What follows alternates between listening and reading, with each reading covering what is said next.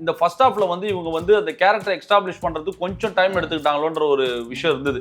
கொஞ்சம் டக்குன்னு கதைக்குள்ள சீக்கிரமா போயிருக்கலாம். ஒரு புது லீடர் 68 இன்டர்நேஷனல் சக்சஸ்ஃபுல் ஆபரேஷன். திரும்ப வந்து அந்த ஜீவன் கேரக்டர் வந்து வீட்டுக்கு வராருன்னும் போது அது வந்து வேற மாதிரி காட்டியிருக்கலாம், வேற மாதிரி பண்ணியிருக்கலாம்ன்ற மாதிரி விமர்சனங்கள்லாம் வந்துகிட்டு இருக்கு. இந்த கதைக்கு தேவையில்லைன்ற மாதிரி நிறைய பேர் சொல்றாங்க. ஏன்னா ஸ்பார்க் சாங் நீங்க பிளேஸ் பண்ணிருக்க வேண்டிய அவசியமே கிடையாது. நீங்க 3 ஹவர்ஸ் சொல்லிட்டீங்க. இந்த 3 மினிட்ஸ் நீங்க எடுத்துருந்தீங்கன்னா இன்னும் கூட கிரிப்பா இருந்திருக்கும். எனக்கு வந்து அந்த கேமியோ எல்லாம் பெருசா வந்து ஹை பாயிண்ட்டை கொடுத்துதான்னு கேட்டா கிடையாது. ஏன்னா நான் என்னோட சேனல்ல கூட நான் ரிவ்யூ அப்படிதான் கொடுத்துருந்தேன். ஏன்னா நமக்கு இதெல்லாம் இவங்க எல்லாம் வரப்போறாங்க, இதெல்லாம் நடக்கும் போது கிளைமேக்ஸ்ல இந்த மாதிரி விஷயம் எல்லாம் இருக்கும்னு நமக்கு முன்கூட்டியே தெரிஞ்சதுனால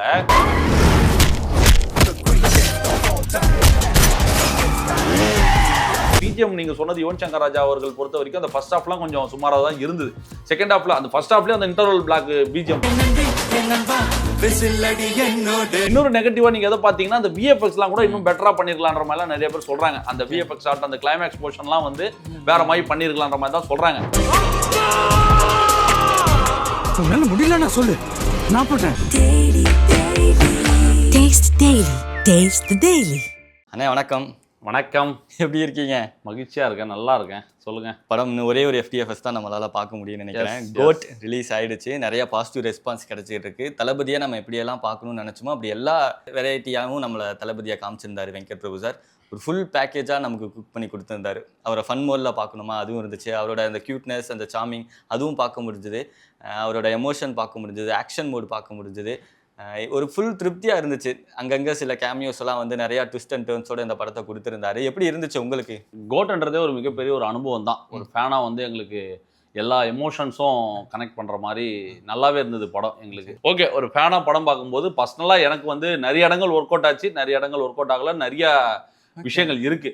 பட் பொதுவாக ஒரு படமாக பார்க்கும்போது அந்த படம் எல்லாருமே சாட்டிஸ்ஃபை பண்ணியிருக்கு. குறிப்பாக தளபதி ரசிகர்களை வந்து பயங்கரமாக சாட்டிஸ்ஃபை பண்ணியிருக்கு. ஏன்னு கேட்டிங்கன்னா, நாங்கள் இது வரைக்கும் பார்க்கணும்னு நினச்ச தளபதியை வந்து அழகாக ப்ரெசென்ட் பண்ணியிருக்காரு வெங்கட் பிரபு அவர்கள். அதுக்கே ஃபர்ஸ்ட் அவருக்கு நாங்கள் நன்றி சொல்லிக்கணும். ஏன்னா நாங்கள் எப்படிலாம் பார்க்கணும்னு நினச்சோம், ரொம்ப நாளாக இந்த தளபதி தான் நாங்கள் பார்க்க காத்துக்கிட்டு இருந்தோம்.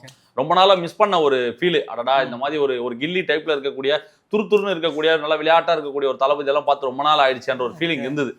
அதை ஃபர்ஸ்ட் ஹாஃபில் பயங்கரமாக கொடுத்து அந்த காமெடி போர்ஷன்ஸ்லாம் நல்லாவே ஒர்க் அவுட் ஆயிருந்தது, நல்லா க்யூட்டாக இருந்தது. அந்த இப்போ கூட ஸ்னேக் வீக் கூட வந்திருக்கும், நீங்கள் பார்த்துருப்பீங்க, ஸ்னேகா கூட பேசுறது, அதெல்லாம் தேட்டரில் நல்ல கிளாப்ஸு, அந்த சமாளிக்கிறது மாட்டிக்கிட்டுன்றதெல்லாம் நல்லா இருந்தது. அந்த ஃபர்ஸ்ட் ஹாஃபே வந்து நல்லா கலகலப்பா, எப்படி சொல்றது, உங்களுக்கு அந்த படம் போனதே தெரியல. அப்படியே ஸ்லோவாக போனாலும், ஏன்னா இவங்க வைபெல்லாம் பில்டப் கொடுத்தாங்க, படம் 10 நிமிஷத்துக்கு அப்புறம் பறக்கம்லாம் சொன்னாங்க.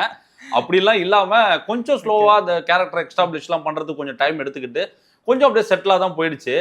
ஒன்ஸ் உங்களுக்கு அந்த இளைய தளபதி என்ட்ரிக்கு அப்புறம் படத்தோட அந்த டோனே மாறிடுச்சு. அது வேற மாதிரி ஒரு பரபரப்பா பட்டாசா இருந்தது அவரோட என்ட்ரிக்கு அப்புறமே. சரி, ஓகே, நமக்கு ஃபர்ஸ்ட் ஹாஃபே இந்த அளவுக்கு நல்லா டீசெண்டா இருக்கு, இது மேல என்னடா செகண்ட் ஹாஃப்ல பண்ணிட போறாங்கன்னு போது தான் அது செகண்ட் ஹாஃப்ல பட்டாசு சும்மா வெடிக்குது. சீன் பை சீன் தியேட்டர்ல கிளாப்ஸ் விசில்னு சொல்லி, அதாவது அந்த ஜீவன் கேரக்டர்ல நடிச்ச தளபதி அந்த யங் லுக்கு இளைய தளபதி வந்து பின்னிட்டார், பிரிச்சுட்டார், சான்ஸே இல்லை. வேற லெவல்ல ஒரு பர்ஃபார்மன்ஸ் பண்ணியிருந்தாரு. நல்ல, அதாவது ஃபேன்ஸுக்கு எது பிடிக்கும், என்ன மாதிரி பண்ணணுன்றதெல்லாம் மெனக்கடலோட அழகா ஒவ்வொரு விஷயமும் பார்த்து தளபதி அவர்கள் பண்ணது வந்து ரொம்ப ஆச்சரியமா இருந்தது. அந்த டிஐஜி லுக் கூட வந்து கன்வின்சிங்கா இருந்தது. ரைட், ஏன்னா நான் நிறைய விமர்சனங்கள் இருந்தது படம் ரிலீஸ்க்கு முன்னாடி. அதெல்லாம் வந்து சரி பண்ற மாதிரி படத்துல பார்க்கும்போது எதுவுமே தெரியாம ரொம்ப அழகா இருந்தார் தளபதி. பார்க்கறதுக்கு கியூட்டா இருந்தாரு. அவர் பண்ணக்கூடிய சின்ன சின்ன விஷயங்கள், குறும்புத்தனம், சைக்கோத்தனமான ஒரு ஆக்டிங் சொல்லுவோம் இல்லைங்களா, அந்த எஸ்ஜே சூர்யா மோட்ல இருப்பாருன்னு சொன்னாரு வெங்கட் பிரபு அவர்கள் இன்டர்வியூல. கிட்டத்தட்ட அதுக்கு ஈக்குவலா தான் இருந்தது நமக்கு அந்த இளைய தளபதி கேரக்டர். எனக்கு பர்சனலாக நிறைய இடங்கள் ஒர்க் அவுட் ஆயிருந்தது. நம்ம வந்து ஒரு தளபதி ஃபேனாக வந்து நீங்கள் சொன்ன மாதிரி நிறைய இடத்துல ஃபேன் பாய் மூமெண்ட்ஸ்லாம் இருந்துச்சு, அதெல்லாம் ரசித்து பார்த்தோம். பர்சனலி வந்து சில இடங்கள் எனக்கு ஒர்க் அவுட் ஆகலை. ஸ்டோரி வைஸ் பார்க்கும்போது இன்னும் கொஞ்சம் ஸ்ட்ராங்காக ஏதாவது எழுதியிருக்கலாமே, கொஞ்சம் யூஸ்ஃபுல் ஸ்டோரி மாதிரி தான் இருந்துச்சு. ஒரு ரிவெஞ்ச் கதை தானே எப்படி பார்த்தாலும் அந்த மாதிரி தான் இருந்தது. ஸ்க்ரீன் பிளே வைஸ் இன்னும் கொஞ்சம் நிறையா ட்விஸ்டெல்லாம் வச்சு கொஞ்சம் ஸ்ட்ராங் பண்ணியிருந்தாங்கன்னா இன்னும் ஒரு சூப்பரான ஒரு படமாக வந்திருக்கும் அப்படின்னு பர்சனலாக எனக்கு யுவன் பிஜிஎம் ரொம்ப பிடிச்சிருந்தது. ஆனால் நிறையா சோசியல் மீடியா கமெண்ட்ஸ் எல்லாம் பார்க்கும்போது அந்த செகண்ட் ஹாஃபில் யுவனோட பிஜிஎம் இன்னும் கொஞ்சம் நல்லா இருந்திருந்தது அப்படின்னா ரொம்ப நல்லா இருந்திருக்கும். ஏன்னா இந்த கிளைமேக்ஸை நெருங்கவெல்லாம் ஃபுல்லாக கமெண்ட்ரி தான் அப்படியே ப்ளே ஆகிட்டே இருந்துச்சு. அந்த இடத்துல அவரோட பிஜிஎம் ஸ்கோர் ஏதாவது ஒன்று இருந்தது அப்படின்னா ரொம்ப நல்லா இருந்திருக்கும் அப்படின்ற மாதிரிலாம் சொன்னாங்க. இன்னொரு விஷயம், அந்த சாங்க்கெல்லாம் நிறைய நெகட்டிவிட்டிஸ் வந்ததுக்கப்புறம் அதில் சில கரெக்ஷன்ஸ் எல்லாம் பண்ணியிருந்தார். விசில் போடு சாங்கவே ஒரு ரீமிக் வெர்ஷனாலாம் பார்த்தோம். அதுவுமே ஒரு பாராட்டக்கூடிய ஒரு விஷயம் தான். நெகட்டிவ் கமெண்ட்ஸ் எல்லாம் அக்செப்ட் பண்ணிக்கிட்டு அதை மாற்றி திரும்ப வேற ஒரு வெர்ஷன் கொடுக்குறாரு இல்லையா? ஸோ உங்களுக்கு இந்த மாதிரி ஒர்க் அவுட் ஆகாத ஒரு விஷயம் என்ன, ஒர்க் அவுட் ஆன விஷயம்னா என்ன சொல்வீங்க? இல்லை, ஒரு படம் ஃபர்ஸ்ட் ஷோ பார்க்கும்போது நம்ம ஒரு ஃபேன் பாயாக தான் பார்ப்போம். அது தலைவரை கொண்டாடுறோம், தலைவர் ஸ்க்ரீனில் பார்க்குறோம் போது நம்ம அவரை மட்டும் தான் ஃபோக்கஸ் பண்ணி நம்ம கொண்டாடிக்கிட்டு இருப்போம் தவிர, அது எவ்வளோப்பட்ட ஒரு டல்லான சீனாக இருந்தால் கூட அது தளபதி வந்தாருனாவே அது ஸ்க்ரீன் பர்சன்ஸில் நம்ம அதை வந்து கொண்டாடிக்கிட்டே தான் இருப்போம். அதுக்கப்புறம் வந்து கிரிட்டிக்ஸு, சோஷியல் மீடியாவில் வரக்கூடிய விமர்சனம்லாம் நம்ம பார்க்கும்போது திரும்ப நம்ம இன்னொரு வாட்டி ரீவாச் பண்ணும்போது தான் அதில் இருக்கிற சில குறைகள் நம்ம கண்டுபிடிக்கிற மாதிரி வாய்ப்பு நமக்கு கிடைக்கும். அப்படி பார்க்கும்போது இந்த ஃபர்ஸ்ட் ஹாஃப்ல வந்து இவங்க வந்து அந்த கேரக்டர் எஸ்டாப்ளிஷ் பண்றதுக்கு கொஞ்சம் டைம் எடுத்துக்கிட்டாங்களோன்ற ஒரு விஷயம் இருந்தது. கொஞ்சம் டக்குன்னு கதைக்குள்ள சீக்கிரமா போயிருக்கலாம். ஏன்னா அந்த இளைய தளபதி கேரக்டரை இன்னும் கொஞ்சம் முன்னாடியே கொண்டு வந்திருக்கலான்ற ஒரு ஃபீலிங் ஒன்று இருந்தது. அதுவும் இல்லாமல் என்னன்னா, அது எமோஷனலா வந்து கனெக்ட் ஆன இடங்கள்னு பார்த்தீங்கன்னா ஒரு சில இடங்கள் நல்லாவே கனெக்ட் ஆயிருந்தது. ஃபர்ஸ்ட் ஹாஃப்ல வந்து அந்த மகன் இறக்குற அந்த காட்சிகள்லாம் வந்து தளபதியோட ஆக்டிங்கு, அந்த ஸ்னேகாவோட அந்த போர்ஷன்ஸ் எல்லாமே வந்து எமோஷனல் பயங்கரமா கனெக்ட் ஆயிருந்தது. திரும்ப வந்து அந்த ஜீவன் கேரக்டர் வந்து வீட்டுக்கு வராருன்னும் போது அது வந்து வேற மாதிரி காட்டியிருக்கலாம், வேற மாதிரி பண்ணியிருக்கலான்ற மாதிரி விமர்சனங்கள்லாம் வந்துகிட்டு இருக்கு. அது அந்த ஃபர்ஸ்ட் ஹாஃப்ல வந்து கொஞ்சம் மெதுவாக போகுது. கொஞ்சம் ஏன்னா நாங்க எதிர்பார்க்குற மாதிரி இந்த பரபரப்பான காட்சிகள் ஃபர்ஸ்ட் ஹாஃப்லேயே பயங்கரமான ஆக்ஷன் பிளாக்லாம் இருக்கும்லாம் எதிர்பார்த்தோம். அதெல்லாம் இல்லாமல் அந்த ஆக்ஷன் சீன்ஸ் எல்லாமே வந்து கொஞ்சம் ரொம்ப லாங்கா போகுதோன்ற ஃபீலிங்ஸ்லாம் சோஷியல் மீடியாவில் வச்சுக்கிட்டு இருக்காங்க. அந்த கிரிட்டிக்ஸ்லாம் வரவேற்கத்தக்கதான். நம்ம அதெல்லாம் பார்க்கணும். ஏன்னா நம்ம வெறும் பாசிட்டிவ் சைடுமே பார்த்துக்கிட்டு இருக்கக்கூடாது. நெகட்டிவ் சைட்ல என்ன சொல்றாங்கன்றதெல்லாம் பார்த்தாகணும். ஏன்னா ஆரோக்கியமான விமர்சனங்கள் என்னைக்குமே தேவைன்றதுனால அதெல்லாம் வைக்கிறாங்க. இப்போ செகண்ட் ஹாஃப் ஸ்டார்ட் பண்ணதுக்கு அப்புறமே வந்து படம் உங்களுக்கு வந்து நல்லா ஜெட்டு வேகத்தில் பறக்க ஆரம்பிக்கும் போது இந்த சாங் பிளேஸ் பண்ண இடங்கள்லாம் தேவையில்லையோன்ற மாதிரிலாம் தோணுது. என்னன்னா இந்த ஸ்பார்க் சாங் தேவையே கிடையாது. இப்போ நீங்க மட்ட பாடலே எடுத்துக்கிட்டீங்கன்னா கூட அது நல்ல ஒரு சாங் தான். மியூசிக் வைபான ஒரு பாடல் தான். த்ரிஷாவோட அந்த கேமியோ, அந்த டான்ஸ் எல்லாமே பயங்கரமா இருந்தது. இப்போ நீங்க வந்து மிஷன் இம்பாசிபிள் மாதிரி ஒரு ஸ்பீட்ல போகக்கூடிய ஒரு படத்துல வந்து நீங்க ஒரு ஸ்பீட் பிரேக் மாதிரி ஒரு சாங்கை உள்ள நுழைக்கும் போது, அதுவும் இந்த மாதிரி கதையில, ஏன்னா தளபதியோட டான்ஸை பார்க்கறதுக்கு ஒரு கூட்டம் இருக்கு, பாட்டு வேணுன்றதெல்லாம் தேவைதான், நான் இல்லைன்னு சொல்ல வரல. பட் இந்த கதைக்கு வந்து அந்த ஸ்பார்க் சாங் எல்லாம் அந்த இடத்துல நீங்க நுழைச்சிருக்க வேண்டிய அவசியம் இல்லை. ஏன்னா அங்கதான் படம் டேக் ஆஃப் ஆகுது. பிரீத்திங் ஸ்பேஸ் கொடுத்துருப்பாரு. ஏன்னா லியோ பொறுத்த வரைக்கும் ஃபுல்லாவே செகண்ட் ஹாஃப்ல என்னடா ஃபுல்லா ஆக்ஷனாவே இருக்கு. அது வந்து இந்த கதைக்கு தேவையில்லைன்ற மாதிரி நிறைய பேர் சொல்றாங்க. ஏன்னா ஸ்பார்க் சாங் நீங்க பிளேஸ் பண்ணிருக்க வேண்டிய அவசியமே கிடையாது. நீங்க 3 hours சொல்லிட்டீங்க. இந்த 3 minutes நீங்க எடுத்துருந்தீங்கன்னா இன்னும் கூட கிரிப்பா இருந்திருக்கும். ஏன்னா உங்களுக்கு செகண்ட் ஹாஃப் மட்டுமே வந்து ஸ்ட்ரீட் எட்ஜ் த்ரில்லர் மாதிரி தான் பரபரப்பா தான் போகுது. அடுத்து என்ன நடக்கும்ன்ற மாதிரி தான் ஸ்கிரீன் பிளே இவர் எழுதியிருக்காரு. அதுக்கேற்ற இதுவும் இருக்கு, படத்துல அந்த ஸ்டஃப் இருக்கு, நான் இல்லைன்னு சொல்ல வரல. இந்த சாங் எல்லாம் பிளேஸ் பண்ண இடங்கள்லாம் வந்து தேவையில்லையோ, அதெல்லாம் கொஞ்சம் அவாய்ட் பண்ணிருக்கலாம்ன்ற மாதிரிலாம் நிறைய பேர் சொல்றாங்க. சின்ன ரொம்ப மேஜரான நெகட்டிவ்லாம் யாரும் பெருசா சொன்ன மாதிரி தெரியல. சின்ன மைக்ரோ லெவல்ல இருக்கக்கூடிய நெகட்டிவ்ஸ் தான் சொல்லிட்டு இருக்காங்க. மற்றபடி நிறைய பேர் படத்தை செலிப்ரேட் பண்றாங்க, அதை என்ஜாய் பண்றாங்க. பட் ஒர்க் அவுட் ஆகாத இடங்கள்லாம் இதெல்லாம் தான். இப்போ நீங்க கேமியோவை கொண்டு வந்தது கூட வந்து என்னன்னா, ஏதோ வைக்கணும்ன்ற, எப்படி சொல்றேன், நிறைய பேர் சொல்லக்கூடிய விமர்சனம்னா அந்த இடத்துல தேவை கிடையாது, அது வைக்கணும்னு ஏதோ திணிச்ச மாதிரி இருந்ததை தவிர அது ஒரு ஆர்கானிக்கால்ன்ற மாதிரிலாம் சொல்லிட்டு இருந்தாங்க. பட் ஜென்ரல் ஆடியன்ஸா, ஃபேமிலி ஆடியன்ஸ்லாம் அதை பார்க்கும்போது எக்ஸைட் ஆகுறாங்க. இப்போ நமக்கு வந்து எனக்கு வந்து அந்த கேமியோ எல்லாம் பெருசா வந்து ஹை பாயிண்ட்டை கொடுத்துதான்னு கேட்டா கிடையாது. ஏன்னா நான் என்னோட சேனல்ல கூட நான் ரிவ்யூ நான் அப்படிதான் கொடுத்துருந்தேன். ஏன்னா நமக்கு இதெல்லாம் இவங்கெல்லாம் வரப்போறாங்க, இதெல்லாம் நடக்கும் போது கிளைமேக்ஸ்ல இந்த மாதிரி விஷயம்லாம் இருக்குன்ற நமக்கு முன்கூட்டியே தெரிஞ்சதுனால நமக்கு அது பார்க்கும்போது பெருசா ஒரு ஹை பாயிண்ட்டை கொடுக்கல. ஆனா பொதுமக்கள் ஜெனரல் ஆடியன்ஸ் பார்க்கும்போது அவங்க ஹைப் ஆகுறாங்க. இந்த இடத்துல சிவகார்த்திகனா, இந்த இடத்துல த்ரிஷாவா, தோனி ஆனும் போது அவங்க ரொம்ப எக்ஸைட் ஆகுறாங்க. அதை பார்க்கும்போது நல்லா இருந்தது. பிஜிஎம் நீங்க சொன்னது யுவன் சங்கர் ராஜா அவர்கள் பொறுத்த வரைக்கும் அந்த ஃபர்ஸ்ட் ஹாஃப்லாம் கொஞ்சம் சுமாரா தான் இருந்தது. செகண்ட் ஹாஃப்ல அந்த ஃபர்ஸ்ட் ஹாஃப்லயே அந்த இன்டர்வல் பிளாக் பிஜிஎம் பயங்கரமா இருந்தது. அந்த ட்ரெயின் சீன் அது நல்லா சூப்பரா மாசா பண்ணியிருந்தாரு. செகண்ட் ஹாஃப்ல வந்து அந்த லாஸ்ட் 20 minutes வந்து வெங்கட் பிரபு இவரு யுவன் சங்கர் ராஜாவோட அந்த பிஜிஎம்லாம் நல்லா இருந்தது. அந்த மட்ட சாங் பண்ணது அதெல்லாம் ஓகே, அவரால் முடிஞ்ச ஒரு பெஸ்ட்டா அவர் கொடுத்துருக்காரு. அந்த விதத்துல நம்ம அதை பெருசா சொல்லிக்க வேண்டாம். இந்த குறைகள் எல்லாத்தையுமே மறக்கடிக்க வைக்கிறது தளபதியோட முகம். அப்புறம் தான் மொத்த படத்தையும் ஷோல்டர்ல போட்டுக்கிட்டு கொண்டு இழுத்துக்கிட்டு போறாரு. அப்படி பார்க்கும்போது ஒரு ஃபேனா ஒரு சில இடங்கள் எனக்கு ஒர்க் அவுட் ஆகாம இருக்கலாம். பட் ஒரு ஓவராலா ஒரு படமா பார்க்கும்போது ஓகே, இது நீங்க அவ்வளவு குறை சொல்லக்கூடிய விஷயங்களா, இது சுத்தமா பார்க்கவே முடியாத ஒரு படமாலாம் கிடையாது. ஆக்சுவலி படத்தை காப்பாத்தினதே வந்து அந்த செகண்ட் ஹாஃப் தான். அந்த லாஸ்ட் 40 minutes அவங்க சொல்லியிருந்தாங்க அது வேற மாதிரி ஒரு ஸ்கிரீன் பிளே பண்ணியிருக்கன்றதெல்லாம் சொன்னது அதுதான் படத்தை காப்பாத்துச்சு. இன்னொரு நெகட்டிவா நீங்க எதை பாத்தீங்கன்னா, அந்த விஎஃப்எக்ஸ்லாம் கூட இன்னும் பெட்டரா பண்ணிருக்கலான்ற மாதிரி நிறைய பேர் சொல்றாங்க. அந்த விஎஃப்எக்ஸ் ஆர்ட், அந்த கிளைமேக்ஸ் போர்ஷன்லாம் வந்து வேற மாதிரி பண்ணிருக்கலான்ற மாதிரி தான் சொல்றாங்க. நீங்க சொன்ன கேள்விக்கு வர, அந்த கதை என்பது பழைய கதையா இருக்கு, பழைய டெம்ப்ளேட்ன்ற மாதிரி சொல்றாங்க. அது வெங்கட் பிரபு பல தடவை சொல்லிட்டார், பல பேட்டிகளை. இது ஒன்றும் பெரிய புதுசாலாம் நான் யோசிச்சுலாம் பண்ணல. ஒரு பழைய ஒரு கமர்ஷியல் படம். அது இது வரைக்கும் நம்ம பார்க்காத கதைலாம் கிடையாது, நம்ம பார்த்த கதை. அது தளபதி வந்து வேற ஒரு நான் ஆங்கிள் காட்டியிருக்கேன், வேற ஒரு ட்ரீட்மெண்ட் நான் பண்ணியிருக்கேன் ஸ்கிரீன் பிளேல. அதை நீங்க பாருங்க, இது அவுட் அண்ட் அவுட் ஒரு கமர்ஷியல் படம்ன்ற மாதிரிலாம் சொல்லி கிளைமேக்ஸ்ல தான் அந்த க்ளோன் கான்செப்ட், அந்த ட்விஸ்ட் எல்லாம் வைக்கிறது. அது பார்க்கும்போது இன்னும் ஜெனரல் ஆடியன்ஸ் ஹைப் ஆகுறாங்க. ஓ அப்போ செத்தது ஜீவனே கிடையாது, ஒரு க்ளோன் ஆனும் போது அது இன்னொரு ஹை பாயிண்ட்டை கொடுக்குது. ஓ அப்போ கோட் விசஸ் ஓஜி அப்படி ஒரு கான்செப்ட் ஒன்று இருக்குன்ற மாதிரிலாம் பல சர்ப்ரைஸ் வைக்கிறாங்க. அதுக்கப்புறம் வந்து அந்த அஜித்தோட ரெஃபரன்ஸ் வச்சது, சிவகார்த்திகேயனோட கேமியோ, இந்த மாதிரி ரஜினிகாந்த்க்கு ஒரு ரெஃபரன்ஸ், கமல்ஹாசன் ரெஃபரன்ஸ்னு பார்க்கும்போது ஒரு ஆஸ் எ ஃபேனா எனக்கு வந்து ரொம்ப பெருமையா இருக்கு. தளபதி அவர்கள் வந்து அவர் நடிக்க போற கடைசி படம், அதுக்கு முன்னாடி ஒரு படம் பண்றாருன்னும் போது அந்த தமிழ் இண்டஸ்ட்ரியில இருக்கக்கூடிய எல்லா நடிகருமே வந்து கௌரவிக்கிற மாதிரி ஒரு ஈகோ இல்லாம ரொம்ப அழகா வந்து இந்தாடா இந்த தமிழ் அடுத்து நீதான்ற மாதிரி ஒரு சீன். ஏன்னா இப்போ டீகோட் பண்ணி அதான் பேசிக்கிட்டு இருக்காங்க சோஷியல் மீடியா. சிவகார்த்திகேயன் நான் பார்த்துட்டேன் நீ வச்சுக்கோன்ற மாதிரிலாம் சொல்லிட்டு இருக்காங்க. அந்த ரெஃபரன்ஸ் வைக்கிறதுக்கும் ஒரு பெரிய மனசு வேணும், அந்த கேமியோ பண்றதுக்கும். அது ஒரு ஈகோ இல்லாத ஒரு ஆக்டரால மட்டும்தான். இப்போ ரஜினிகாந்த் அவர்கள் வந்து ஒரு படத்தை பார்த்துட்டு கொண்டாடி வாழ்த்துவார். ஆனா நீ தாண்டா அடுத்த சூப்பர் ஸ்டார் எங்கேயும் சொல்ல மாட்டாரு. கமலஹாசன் சொன்னது அப்படி சொல்ல மாட்டாங்க. ஆனா தளபதி வந்து அவர் எந்த ஒரு ஈகோவும் இல்லாம இந்தாடா வச்சுக்கோன்ற மாதிரி ஒரு விஷயத்த டீகோட் பண்ணி சொல்றாங்க. அது அவங்களோட ஒப்பீனியன், சோஷியல் மீடியால இருக்கிறத நான் சொல்றேன். இப்படி நிறைய விஷயங்கள் இருக்கு. ஒரு படம்னா எல்லாருக்கும் வந்து அது பிடிச்சிடாது. உங்களுக்கு ஒர்க் அவுட் ஆகுது சீன் எனக்கு ஒர்க் அவுட் ஆயிருக்கும், எனக்கு ஒர்க் அவுட் ஆகுது சீன் உங்களுக்கு ஒர்க் அவுட் ஆயிருக்குன்ற மாதிரி ஒவ்வொருத்தருக்கும் ஒவ்வொரு தனிப்பட்ட டேஸ்ட் இருக்கு. ஒரு படம் வந்து 100% எல்லாருமே சாட்டிஸ்ஃபை நிச்சயம்னு கேட்டீங்கன்னா அது யாருக்குமே சொல்ல முடியாது. நீங்க எப்பேற்பட்ட காவியத்தை படைச்சு நீங்க எத்தனை போய் கொடுத்தாலும் அதை டிஸ்லைக் பண்றதுக்கு ஒரு 10 பேர் இருப்பான். அதனால வந்து விமர்சனங்கள் வரத்தான் செய்யும். அதை தாண்டி இந்த படம் எத்தனை பேருக்கு பிடிச்சிருக்குன்றதா நம்ம பார்க்கணும். அது வந்து இந்த புக்கிங்ஸ் ப்ரூவ் பண்ணிக்கிட்டு இருக்கு. நீங்க வந்து பீஸ்ட் மாதிரி படத்தையே வந்து தமிழ்நாட்டில் ஒரு 100 கோடிக்கு மேல கிராஸ் பண்ணிச்சுன்னும் போது இது வந்து மச் பெட்டர். எல்லாத்தோட கம்பேர் பண்ணும்போது இது ஒரு பயங்கரமான ஒரு படமா தான் வந்திருக்குன்னும் போது இது ஒரு வேற ஒரு மைல் ஸ்டோனை கிரியேட் பண்ணும். கிட்டத்தட்ட என்னோட கணிப்பு வந்து ஒரு 500 கோடி கிட்ட டச் பண்றதுக்கான வாய்ப்பு இருக்கு. ஏன்னா நேத்தே வந்து ஒரு 126 கோடி வந்து கலெக்ட் பண்ணிருக்காரு டே 1 வேர்ல்டு வைடு. ஒரு போஸ்ட் அவங்க வந்து போட்டிருக்காங்க அர்ச்சனா மேடம். அப்படி பார்க்கும்போது இன்னும் புக்கிங்ஸ்லாம் நல்லா தான் பண்ணிக்கிட்டு இருக்கு.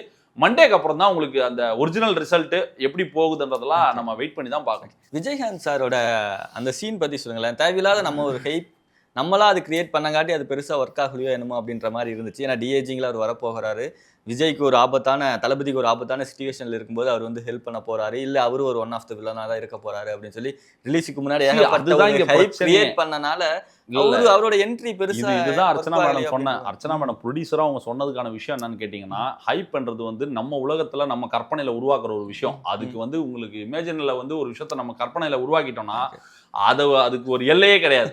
ஸ்கிரீன்ல பார்க்கும்போது நமக்கு நிச்சயமா டிசப்பாயின்மெண்ட் தான் இருக்கும். ஏன்னா நம்ம ஒன்று நினைச்சிட்டு உள்ள போயிருப்போம். அடடா விஜயகாந்த் ஒரு இடத்துல வந்து இறங்க போறாரு, தூக்கி அடிக்க போறாருன்னும் போது நானும் அந்த எக்ஸ்பெக்டேஷன் தான் போனேன். அது ஃபர்ஸ்ட் சீன்லயே வந்துடவே எனக்கு வந்து என்னடா இது சப்புன்னு ஆகி போச்சுன்ற மாதிரி ஒரு ஃபீல் எனக்கும் இருந்தது. நான் ஆனஸ்டா ஒத்துக்கிறேன். அதை நான் பொய் சொல்லவோ மறைக்கவெல்லாம் இல்லை. அந்த ஒரு இது இருந்தது. பட் வந்து அவர் வந்து ஒரு ஸ்கிரீன்ல பார்த்தோன்ற ஒரு மகிழ்ச்சி இருந்தது. அவர் அந்த முகம் நல்லா யங் லுக், அந்த வாய்ஸ் நம்ம திரும்ப அந்த ஸ்கிரீன்ல கேட்டோன்ற ஒரு மகிழ்ச்சி இருந்தது. பட் அந்த விஜயகாந்த் கேரக்டர் வந்து வேற மாதிரி ஒரு விஷயம் பண்ணிருக்கலாம், மாசா கொண்டு வந்திருக்கலாம். இப்போ ரோலக்ஸ் மாதிரி ஒரு விஷயத்த மாதிரி ஒன்று கொண்டு வந்து நிறுத்தி இருக்கலாம். ஒரு ஆபத்தான சுச்சுவேஷன்ல வந்து தலைவனை இறக்கி இருந்தோம்னா ஸ்கிரீன் வெடிச்சிருக்கும். அந்த மாதிரிலாம் கூட பிளான் பண்ணிருக்கலாம். இவங்க ஏதோ எப்படி சொல்றது வைக்கணும்ன்ற மாதிரி வச்ச மாதிரி ஒரு ஃபீல் எனக்கு கொடுத்தது. பட் பரவாயில்ல, விஜயகாந்த் நம்ம திரும்ப பார்த்தோம். அது தளபதியோட முகத்துக்கு மேல விஜயகாந்த் முகம் வந்திருக்குன்னும் போது அது ஃபேனா பார்க்கும்போது மகிழ்ச்சி இருந்தது. அது வேற மாதிரி ஒரு இடத்துல பிளேஸ் பண்ணியிருந்தோம்னா அது வெடிச்சிருக்கும் தியேட்டரு. அது ஒரு ஹை பாயிண்டே வேற மாதிரி இருந்திருக்கும். அது தவற விட்டுட்டாங்களோன்ற ஒரு ஃபீலிங் எனக்கும் இருந்தது. பட் விஜயகாந்த் ஃபேன்ஸ்லாம் அது பயங்கரமா செலிப்ரேட் பண்றாங்க. அது மகிழ்ச்சியா பாக்குறாங்க எல்லாருமே. அந்த இன்ட்ரோடக்ஷனே வந்து கேப்டன் அவர்களை தான் காட்டுறாங்கன்னும் போது அந்த படத்திற்கு அவர் ஒரு பிளஸிங்காக தான் அதை பார்க்குறாங்க எல்லாருமே. அது ஒரு ப்ரௌட் மூமெண்ட்டாக தான் எல்லாரும் ஃபீல் பண்ணுறாங்க. பட் அது வேற மாதிரி பண்ணியிருக்கலாம். பட் கிரியேட்டரா அவருக்குன்னு ஒரு விஷன் இருக்கு, அதை தான் அவர் கொடுத்துருக்காரு. பட் இருக்காது, வேற வழியில் கடந்து போய் ஆகணும். அந்த ஹைப்பெல்லாம் நம்ம இதுக்கப்புறம் இனிமே வந்து இல்லை, எக்ஸ்பெக்டேஷன் இருக்கக்கூடாது. எந்த பெரிய படங்களுக்கு மோஸ்ட்லி இருக்கிறது ரொம்ப ரொம்ப தவறு. ஏன்னா சின்ன படங்களுக்கு நீங்கள் அந்த ஹைப்பை கொடுக்கலாம். ஏன்னா தேட்டருக்கு ஆடியன்ஸ் கொண்டு வரதுக்கு சின்ன படங்களுக்கு அது உதவும். இந்த மாதிரி நீங்கள் ரஜினி சார் படங்களுக்கோ கமல் சார் படங்களுக்கெல்லாம் இந்த மாதிரி இப்போ நீங்கள் இந்தியன் 2 பார்த்துருப்பீங்க. இவங்க கொடுத்த ஹைப்பு இதெல்லாம் தான் அதுக்கப்புறம் அது பேக் ஃபயராக போயிடுச்சு. அதனால வந்து நீங்க இந்த பெரிய படங்களுக்கு இந்த ஹைப்லாம் இல்லாம ஒரு எம்டி மைண்டோட பார்க்கும்போது நிறைய பேர் சொன்னாங்க, நண்பா நான் சோஷியல் மீடியாவை நான் பார்க்கல, ட்ரைலருக்கு பிறகு நான் சோஷியல் மீடியா நான் யூஸே பண்ணல, ஏன்னா எனக்கு இவங்க கொடுக்கக்கூடிய அந்த இன்புட்லாம் என் மண்டைக்குள்ள ஏறிச்சுன்னா எனக்கு டிசப்பாயிண்ட் கொடுக்கும், நான் ஒரு என் பிளாங்கா தான் நான் போய் தேட்டர்ல பார்க்க போறேன்னா நிறைய பேர் சொன்னாங்க. அவங்களுக்கெல்லாம் படம் பயங்கரமா ஒர்க் அவுட் ஆயிருக்கு. இது 2வது 3வது பார்க்கும்போது இன்னும் நமக்கு சில விஷயங்கள்லாம் பிடிக்க ஆரம்பிக்கும். அது ஒப்பீனியன் சேஞ்ச் ஆகும். நீங்க ஒன்னா பார்த்துக்கிட்டே இருங்க. ஆனா நம்மளையெல்லாம் கொடியை யூஸ் பண்ண வேணாம்னு சொல்லிட்டு அக்காக்கு கொடியவே சாரியா கட்டி விட்டாரு. அது அந்த ஷூட்டிங் எடுத்தது எப்போ கட்சி கொடியெல்லாம் ஆரம்பிக்கிறதுக்கு முன்னாடி அது பார்த்து நிறைய பேர் டீகோட் பண்ணி ஒரு கோஇன்சிடென்ட் தான் அது. அப்படி கிடையாது. அப்படி பார்த்தா மிஸ்கின் அப்பவே மஞ்சள் சாரி யூஸ் பண்ணிட்டாரு. அதெல்லாம் இவங்க சும்மா சொல்லணுன்றதுக்காக சொல்றது. அது ஷூட்டிங் எப்பயே எடுத்தது. அதுக்கு சம்மந்தமே கிடையாது. அவர் என்னன்னா இப்போ வெங்கட் பிரபு பொறுத்த வரைக்கும் அவர் ஒரு குசும்பு பிடிச்ச மனுஷன், எதையாச்சும் ஒன்றத்தை உள்ள வைப்பாரு. இப்போ நீங்க கூட பாருங்க, இப்போ பிரேம்ஜி அவர்கள் ஒரு காம்படிஷன் வரும், எங்க என்ன கட்சி தெரியுமா, அண்ணன் வேற கட்சி பேர சொல்லக்கூடாது, ஒரு ஃபன்னியா அவர் வைக்கக்கூடிய விஷயங்கள் தான். அந்த பாட்டு ஷூட்லாம் எப்பயே எடுத்தாச்சு. அது படம் சாங் ஷூட் பண்ணும்போதே அது அந்த படத்தோட ஸ்டார்டிங்லேயே எனக்கு தெரிஞ்சு ஃபர்ஸ்ட் ஷெட்யூல்லே அந்த பாட்டெல்லாம் எடுத்துட்டு தான் சொன்னாங்க. அதுக்கப்புறம் தான் கட்சி கொடி அதெல்லாம் அனௌன்ஸ்மெண்ட்லாம் வருது. இவனுங்க சொல்றதுக்கு வேற எதுவும் இல்லை, அதனால அதை தூக்கி போட்டு அதை பேசிக்கிட்டு இருக்காங்க. பேசிக்கிட்டோம், அது ஏதோ ஒன்று பப்ளிசிட்டி வருதா நமக்கு, அது போதும்.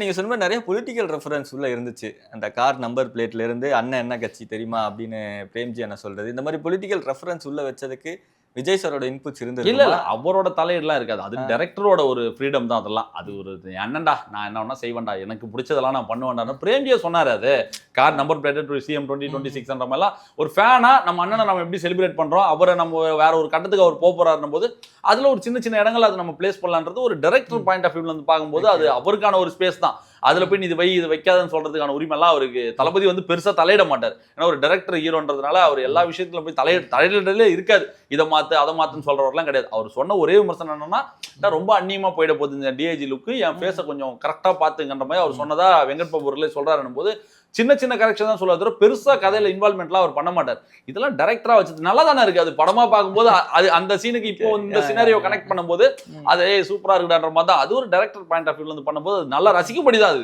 ஒரு நெருடலா ஏதோ வைக்கணும்ன்ற வச்ச மாதிரி இல்ல, ஒரு டைரக்டர் பாயிண்ட் ஆஃப் வியூல இருந்து பார்க்கும்போது அது பிளேஸ் பண்ண இடமும் அது ஆடியன்ஸ் கிட்ட கனெக்ட் ஆகுதுன்னும் போது அதை ரிசீவ் நல்லா பண்ணிக்கிறாங்க. நல்லா தான் இருக்கு. அது ஒன்றும் பெருசா தவறா எனக்கு படலை பர்சனலா. ஓகே, இன்னும் நிறைய ஸ்டார்ஸ் எல்லாம் இருக்காங்க. ஸ்னேகா மேம், பிரசாந்த் சார் இருக்காரு, பிரபுதேவா, அஜ்மல் அப்படின்னு சொல்லி இவங்களோட பெர்ஃபார்மன்ஸ் எல்லாம் எப்படி இருந்துச்சு ஓவராலா பார்க்க? இல்ல ஃபர்ஸ்ட் ஹாஃப்ல வந்து ஸ்னேகா அவர்களோட அந்த பெர்ஃபார்மன்ஸ்லாம் நல்லா பக்காவா பண்ணியிருந்தாங்க. அவங்களோட அந்த எமோஷனல் சீன்ஸ் எல்லாமே நல்லா ஒர்க் அவுட் ஆயிருந்தது. அவங்க செகண்ட் ஹாஃப்ல ஏன் யூஸ் பண்ணாம விட்டாங்கன்னு தெரியல, அது ஒரு நெகட்டிவா இருந்தது. அதுக்கப்புறம் டாப் ஸ்டார் பிரசாந்த், அவர் ஃபர்ஸ்ட் ஹாஃப்லாம் வந்து ஒரு மாதிரி வந்து செகண்ட் ஹாஃப்லாம் அவர் பண்ற ஸ்கோர்லாம் வந்து தியேட்டரே ஒரு வேற ஒரு ஐப்பு கொண்டு போயிடுச்சு.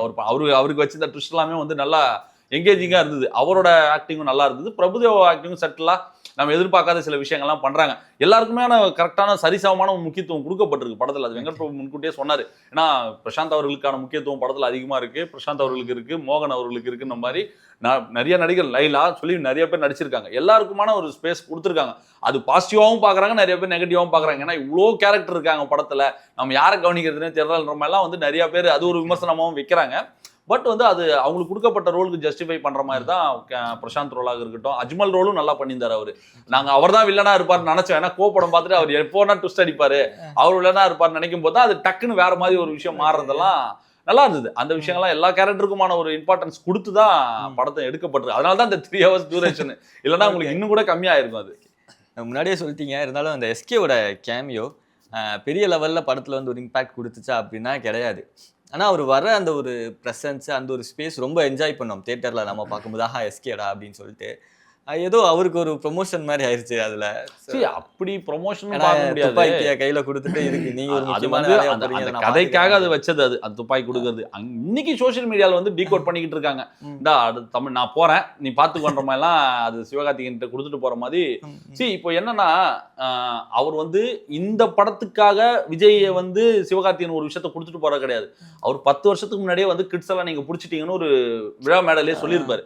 அவர் மனசுல பட்டதை பாராட்டக்கூடியவர் எங்க தளபதி. இந்த படத்துக்காக சிவகார்த்திகேயன் நம்ம இது பண்ணணும், அது செய்யணும், அவரை பிரைஸ் பண்ணணுன்றதுக்காகலாம் சொல்றவர் எங்க தளபதி கிடையாது. அவருக்கு என்ன தோணுதோ அதை அப்படியே ஓப்பனா சொல்லுவார். அவர் வந்து 10 வருஷத்துக்கு முன்னாடியே கிட்ஸ் எல்லாம் நீங்க பிடிச்சிட்டீங்க நண்பான்ற மாதிரிலாம் அவர் மேடையிலே சொல்லிடுவார். பெருந்தன்மையா அதை அப்பயே ஒத்துக்கிட்டார். அவர் அப்பயே சொல்லக்கூடிய மனிதர் அவர்லாம். எந்த ஹீரோ வந்து அவர் இன்னைக்கு இருக்கிற காலகட்டங்கள்ல தன் இடத்த வந்து நிலையை நிறுத்திக்கிறதுக்கும் அடுத்தவன் அந்த இடத்துக்கு வந்துடக்கூடாதுன்றதுல ரொம்ப கவனமா இருக்கக்கூடிய ஹீரோக்கள் மத்தியில அடுத்த தலைமுறை வரக்கூடிய ஏன் அந்த இடத்துல கவின் இருந்தாலும் அவர் சொல்லியிருப்பாரு, ஏன் அண்ணன் மணிகண்டன் இருந்தா கூட அவர் சொல்லியிருப்பாரு. புரியுதுங்களா? ஏன்னா அடுத்த தலைமுறை வரட்டும்னு சொல்லி பெருந்தன்மையா அந்த ஸ்பேஸ் அவர் கொடுக்குறாரு. பாத்தீங்களா? நம்ம அதை தான் பார்க்கணும். அவர் 10 வருஷத்துக்கு முன்னாடியும் சொல்லிட்டாரு. இன்னைக்கு வந்து அந்த ஆடியன்ஸை கவர் பண்ணக்கூடிய உங்களுக்கு எமோஷனலாகவும் சென்டிமெண்டாகவும் ஒரு என்டர்டெய்னரா அடுத்து தமிழ் சினிமாவுக்கு யாருன்னு பார்க்கும்போது ஒரு சிவகார்த்திகேயன் முகம் இருக்கு. நாளைக்கு அது கவின் வரலாம், மணிகண்டன் வரலாம், ஏன் RJ விஜய் ஒரு படம் நடிக்கிறார் அவர் வரலாம். ஏன்னா தமிழ் சினிமா யாரு மக்கள் ஏத்துக்கிறாங்களோ அவங்க அந்த சூப்பர் ஸ்டார் இடத்துக்கு போறாங்க. நான் எம்ஜிஆர் இருந்தாரு, ரஜினி இருந்தாரு, இன்னைக்கு தளபதி இருக்காரு, நாளைக்கு அந்த இடத்துக்கு யாருனாலும் வரலாம். அந்த இடத்துக்கு வழி கொடுக்குறாரு. பாத்தீங்களா? வாங்க எல்லாரும் பண்ணுங்கன்ற மாதிரி. அதுக்கு சூர்யா ரெஃபரன்ஸ் வச்சிருக்காரு. எல்லா ஆக்டர்ஸ்க்குமான ஒரு விஷயங்களை அவர் பண்றாரு. பாத்தீங்களா? அந்த மனசை தான் நம்ம பார்க்கணுமே தவிர ஏதோ வைக்கணும், அவரை வந்து பிரைஸ் பண்ணணும், அவரை ப்ரொமோட் பண்ணணுன்றதுக்கெல்லாம் திணிக்கிற மாதிரிலாம் எதுவும் வைக்கல. அது வந்து வேற மாதிரி எதனா ஒரு இடத்துல ஒரு சுச்சுவேஷன்ல அது வச்சிருக்கலான்ற ஒரு ஃபீல்டா இருந்ததே தவிர எஸ்கே உள்ள கொண்டு வந்ததே தப்புன்னு நான் சொல்ல மாட்டேன். அது டைரக்டரா வந்து இந்த இடத்துல வச்சா நல்லா இருக்கும்ன்றது. அதை வந்து ஜெனரல் ஆடியன்ஸ் வந்து பப்ளிக்லாம் வந்து அது பயங்கரமா செலிப்ரேட் பண்றாங்க. அது யாரும் எதிர்பார்க்க மாட்டாங்க. சிவகார்த்திகேயன் உள்ள வரான்றது நமக்கு தெரியும், ஆனா பப்ளிக்கு தெரியாதுல்ல. அவங்க அது பார்க்கும்போது அதை என்ஜாய் பண்றாங்க. அது ஒரு படத்துக்கு ஒரு பிளஸ் தானே. அது அப்படிதான் நம்ம எடுத்துக்கணுமே தவிர அது சிவகார்த்திகேயன் ஒரு ப்ரொமோஷனா அமைஞ்சதுன்னா சரி ஓகே, அவர் நாளைக்கு இந்த படத்தின் மூலியமா அவருக்கு ஒரு ஒரு ஒரு எப்படி சொல்ற ஒரு மார்க்கெட் ஓப்பன் ஆகுதுன்னா மகிழ்ச்சி தான். தளபதி மூலியமா அவருக்கு ஒரு மார்க்கெட் ஓப்பன் ஆகுது, அவர் நல்லா சம்பாதிக்கிறாரு, தமிழ் சினிமாவுக்கு ஒரு நல்ல நல்ல படங்கள் வருதுன்னா இண்டஸ்ட்ரி நல்லா இருக்கும் போது அப்படிதான் நம்ம எடுத்துக்கணுமே தவிர ஒரு போட்டியாவோ பொறாமையாவோ நாங்களும் பார்க்கல. ஏன்னா எங்க தலைவனே பார்க்கலன்னும் போது ரசிகர் நாங்க எப்படி பார்ப்போம்? இந்த மாதிரி பெரிய ஸ்டாரோட படங்கள் ரிலீஸ் ஆகும்போது மட்டும் கதையை தாண்டி அடுத்தது எல்லாரும் பார்க்கக்கூடிய விஷயம் கலெக்ஷன். நீங்கள் சொல்லியிருந்தீங்க 500 கோடி கிட்ட கண்டிப்பாக கலெக்ஷன் பெறும் அப்படின்னு. ஆனால் ரசிகர்களோட ஏம் என்னவா இருக்குது அப்படின்னா லியோவில் விட்டது இதில் பிடிக்கணும், லியோவில் ஒரு 1000 கோடி நம்ம ஏம் பண்ணி வச்சுருந்தோம், அதை இதில் பிடிக்கணும் அப்படின்றது தான் ரசிகர்களோட ஒரு ஏமா இருக்குது. அதை சாத்தியப்படுத்த இந்த 1000 crores வந்து அப்படி அது எடுத்த உடனே நம்ம அந்த 1000 crores அது என்னன்னா அது உங்களுக்கு நார்த்ல வந்து அந்த மல்டிப்ளெக்ஸ் இஷ்யூலாம் இருக்கு. அங்க கிட்டத்தட்ட அங்க 6000 ஸ்கிரீன் கிட்ட இருக்கு. நீங்க வந்து மல்டி ஹீரோஸ்லாம் உள்ள போட்டுறோம், நம்ம படம் எடுக்கலாம், அமிதாப் பச்சனோ ஃபகத் ஃபாசிலோன்னு சொல்லி ஒவ்வொரு ஸ்டேட்ல இருந்து ஒவ்வொருத்தரை தூக்கி பிக் பண்ணி உள்ள போட்டு அது ப்ரொமோஷன்ஸாவும் நம்ம பெருசா பண்ணல. இந்த படத்துக்கு ஹைப் இல்ல, லியோ இல்ல, அது சாரி அந்த எல்சியூ மாதிரி இல்ல, அனிருத் இல்ல, இப்படி ஹைப் இல்ல, இப்படி எதுவுமே இல்லாமலே வந்து தலைவனோட அந்த பிராண்ட் அந்த முகத்தை காட்டி மட்டுமே ப்ரொமோஷன் நடந்துகிட்டு இருந்து லாஸ்ட் 1 வீக்கா. அதுக்கே வந்து கிட்டத்தட்ட டே 1 கலெக்ஷன்ன்றது வந்து 120 கோடிக்கு மேல பண்ணிருக்கும் போது அந்த தலைவன் முகம் தான் எங்களுக்கு பிராண்டுன்னும் போது இன்னும் தலைவன் வந்து ப்ராப்பரா இறங்கி அந்த நார்த்து உங்களுக்கு கர்நாடகா ஆந்திரா இப்ப கர்நாடகாலாம் பாத்தீங்கன்னா 10 crores மேல டே 1 பண்ணிருக்கணும் போது இன்னும் ப்ராப்பரான ப்ரொமோஷன். இப்ப ராஜமௌழி எல்லாம் வந்து இப்போ பிரபாஸ் ராஜமௌழி எல்லாம் வந்து இப்போ அவங்களோட படங்களுக்கு வந்து பேன் இந்தியா லெவல்ல போயிட்டு அவங்க ப்ரொமோஷன் பண்றாங்க. இப்போ இந்த மாதிரி வந்து இங்க இருக்கிற ஹீரோஸ்லாம் வந்து பெருசா அந்த மாதிரிலாம் வந்து வடக்குல எல்லாம் போய் ப்ரொமோஷன் பண்றது இல்ல. அங்க சில டேர்ம்ஸ் எல்லாம் இருக்கு இந்த ஓடிடி ப்ராப்ளம்னால. இது வந்து ப்ராப்பரா அழகா போயிட்டு அந்த ஓடிடி டேர்ம்ஸ்லாம் அதை பார்த்துட்டு அங்க நல்லா ஒரு பெரிய ரிலீஸ் அங்க ஒன்று கொடுத்து, ஏன்னா இவருக்கு ஆல்ரெடி நார்த்ல வந்து ஓரளவுக்கு ஒரு மார்க்கெட் இருக்கு நிறைய. ஏன்னா ஒரு பாகுபலி மாதிரியோ ஒரு சலார் மாதிரியோ ஒரு எப்படி சொல்றது ஒரு கல்கி மாதிரியோ ஒரு படம் கொடுத்துட்டு ஆடியன்ஸை சம்பாதிக்கல. இவர் வந்து ஒரு கிரவுண்ட்ல இருந்து கொஞ்சம் கொஞ்சமா தான் அந்த ஆடியன்ஸை சேர்த்திருக்காரு. அவருக்குன்னு ஒரு மாசம் அங்க நார்த்லயும் இருக்கு, கிட்டத்தட்ட 5 கோடி ரூபாய் கிட்ட அங்க கலெக்ட் பண்ணிருக்கு ஒரு லிமிடெட் ஸ்கிரீன்ல ரிலீஸ் பண்ணி. கிட்டத்தட்ட உங்களுக்கு அந்த லியோ படமே வந்து ஒரு 30 கோடியில இருந்து 40 கோடி வரைக்கும் கிராஸ் பண்ணிருக்கு நார்த்ல. அப்படி பார்க்கும்போது இன்னும் ப்ராப்பரான ஒரு ப்ரொமோஷன்ஸ்லாம் பண்ணும்போது உங்களுக்கு அந்த நாம எதிர்பார்க்கக்கூடிய அந்த 1000 crores வரும். அதுக்கான ஒரு பொட்டன்ஷியல் இருக்கக்கூடிய படமா நம்ம தளபதி 16 என்னன்னா கன்சிடர் பண்ணலாம். அது வேற மாதிரி ஒரு படமா வரப்போகுது. அதனால அது 1000 crores எடுத்த உடனே நம்ம அதை எதிர்பார்க்க முடியாது. ஏன் நம்ம ரஜினி சார் படங்களுக்கே அது வரதில்லை. ஜெயிலர் கிட்டத்தட்ட ஒரு 550-600 கோடி தான் பண்ணிச்சு.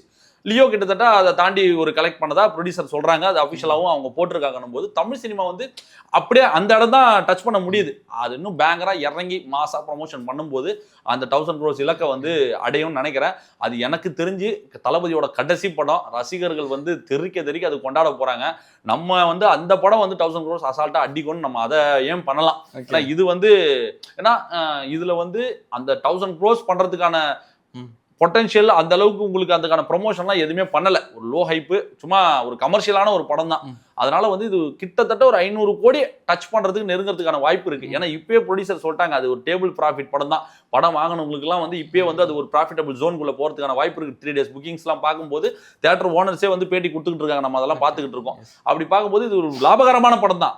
பட் வந்து நம்ம எதிர்பார்க்கக்கூடிய அந்த நம்பர்ஸ்ன்றது வந்து நம்ம அடுத்த படத்துல எதிர்பார்க்கலாம்.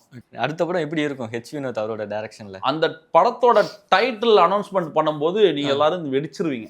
அப்படி ஒரு டைட்டில் அந்த படத்தோட டைட்டில். நீங்க பாருங்க, அந்த படத்தோட டைட்டில் வரும்போது உங்களுக்கு தெரியும் இது என்ன மாதிரி ஒரு கதை, என்ன மாதிரி ஒரு விஷயம்.